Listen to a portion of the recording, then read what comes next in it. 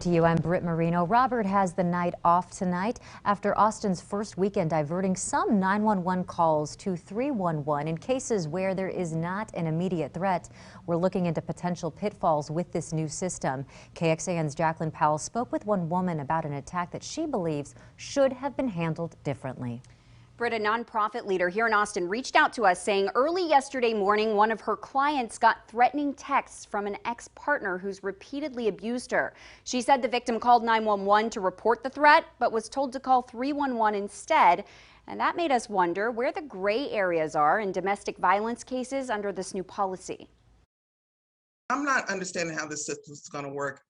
Supposedly that if the person or the threat is not in your presence any longer, then 911 is going to direct you to 311. Angela Shelf-Medeiros tells me her client didn't hear back after filing her report and later that evening was attacked by the abuser.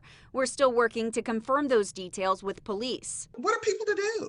I mean, this is terrifying. Just 4 days into the change, the Safe Alliance hasn't heard similar reports, but we've been following this and we are paying attention and concerned and we don't want to follow along how this is going to be implemented. Safe's VP of Community Services would like to see 311 operators undergo in-depth training around domestic violence and sexual assault. I could see a situation where a domestic violence victim might decide to call 311 because they don't feel like it is a very dangerous situation, but just the mere fact of her or him, the victim, picking up the phone to make the call, then things could get escalated. Austin 311 tells us its call takers undergo 7 weeks of training to be able to triage more than 200 types of service requests pertaining to city services.